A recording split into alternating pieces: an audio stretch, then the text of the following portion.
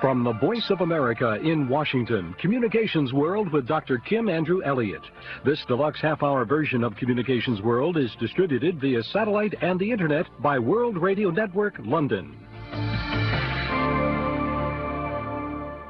Welcome to Communications World for the weekend of October 7th, 2000. In this program, I'll look at the artistic side of radio and audio, including a wonderful collage of shortwave broadcasts from the Cold War era. Paul Dougherty in New York gathered sounds from a radio which tunes below 30 megahertz, that is, shortwave. Several months ago, I read in the Rec Radio Shortwave news group about Mr. Dougherty's collage of shortwave broadcasts from the Cold War era. So I clicked on the link and was amazed by what I heard. Shortwave in the Cold War years was replete with bad reception and boring program content, but there was something about the sound and aesthetic to it that kept us tuning across the shortwave bands. Paul Dougherty captured the essence of international radio from that era. When I listened, I thought it was from the 1970s, but no, it actually was from the early 1980s, how things changed from the beginning to the end of that decade. I'll talk to Paul Dougherty later, but first let's listen to his audio production, Cold War Shortwave. If you've been listening to shortwave for at least 15 years, this will be a trip back in time. Giorni in Finlandia, durante la quale ha visitato tra l'altro не делали этого, говоря им, что они не боги.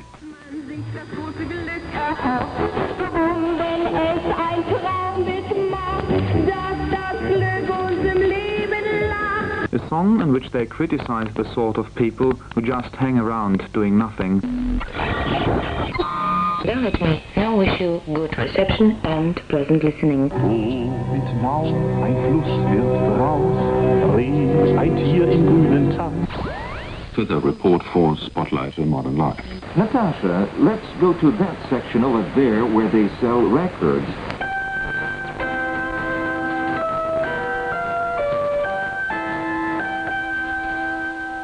Israel Radio, Kol Yisrael, broadcasting from Jerusalem.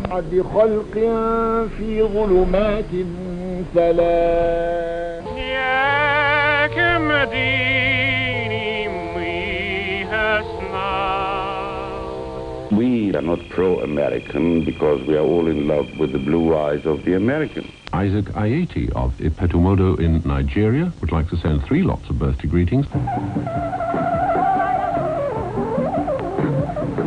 If you're new to shortwave listening,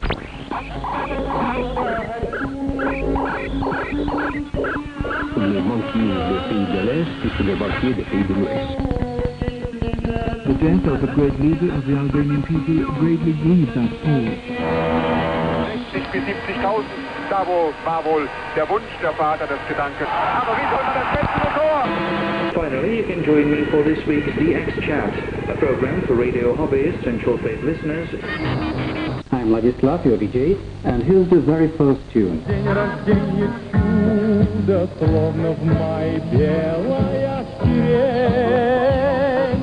The 22nd International Television Festival, Golden Prague, has opened in the Czechoslovak capital. A large part of the exhibition is naturally devoted to the results of Czechoslovak-Soviet cooperation in the economy, science and technology, fashion, ready-to-wear garments, shoes and sporting equipment. Next in our program tonight, Satellites on Soviet Life.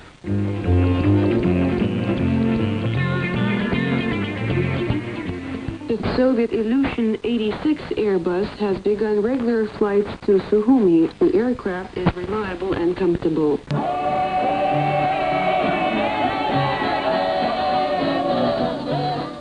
A gypsy chorus from the film Gypsies Leap for the Sky. You're listening to the North American service of Radio Moscow. Next, while the authors of the Star Wars program hope to drag the Soviet Union into an economically disruptive arms race in space, recent developments in the United States are flashing warning signals of their own. The Soviet Union does not take part in the arms race. Moscow's policy has been to secure peace. All efforts in this direction are blocked by the United States. There may be new U.S. aggression against Libya. Washington is now frenziedly looking for any pretext for an invasion of Nicaragua. Counted on the other side displaying total naivete. Next, in the North American service of Radio Moscow. A question from a young man whose citizen band name is Bigfoot.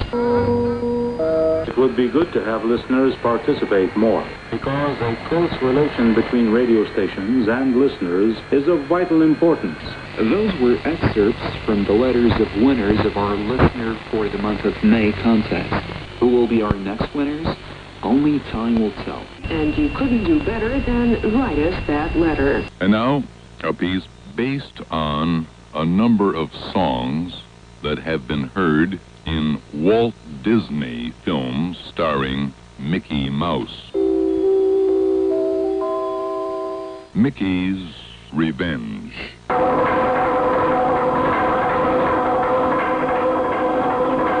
All I know is that I'm told to tell you that if you will come to Christ, you can be saved. And that's the word for the Armed Forces Radio and Television Service.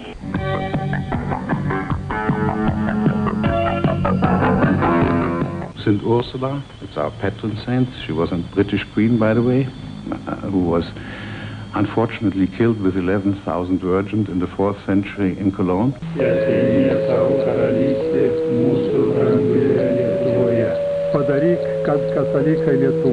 I say it a little bit in the eyes of a tourist man.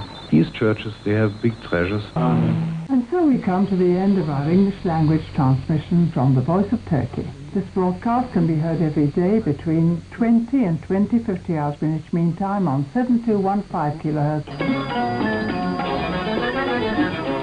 Iwa Korja Kalasov is soon.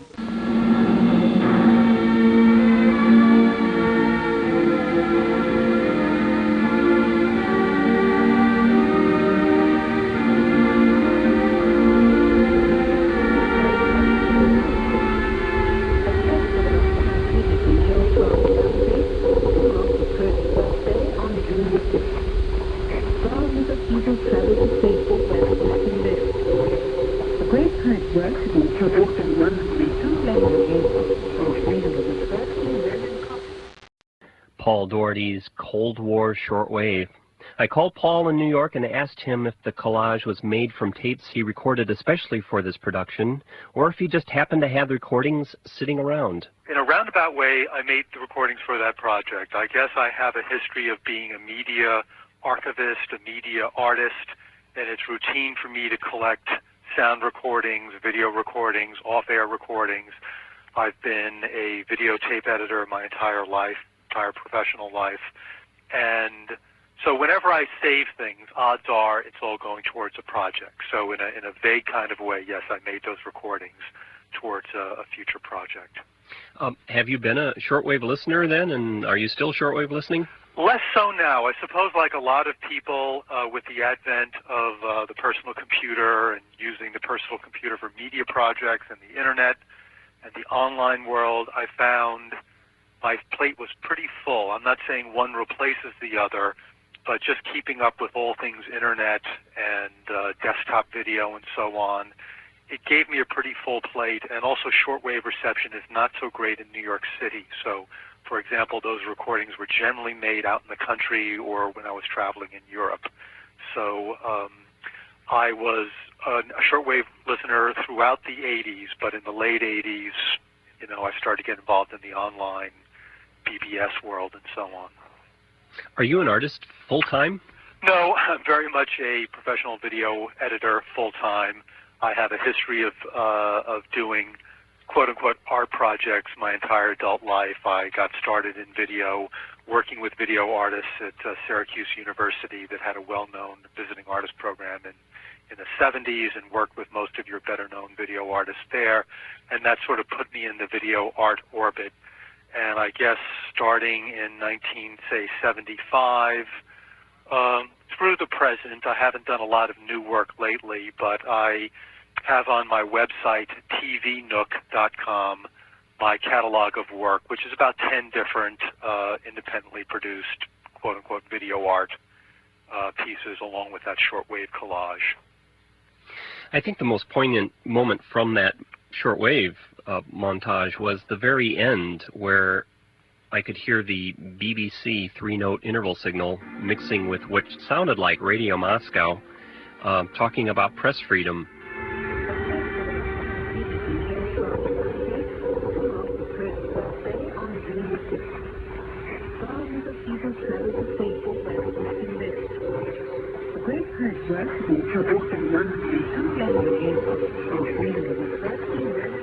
And right there in those few seconds, you seem to get all of the extremes of ideology of the Cold War right there in one little 5-second recording. Was that by design, or was that just serendipitous? No, everything in that piece was highly designed, not to be lofty about it, but I was trying to do a lot of different things, but among them, trying to find a mix of things that I found both comical and extreme and almost magical, mystical, mysterious in shortwave listening, and collage them together. Definitely the end was supposed to be a reprise or a conclusion or a closure after some of the extreme propaganda to something more ethereal and magical. Paul Dougherty, he put Cold War Shortwave together in 1987 and 1988. It was one of the first audio productions edited using a computer. You can listen to Cold War Shortwave on demand at Paul Dougherty's website, www.tvnook.com. That's www.tvnook.com. There you can also see some of his video projects.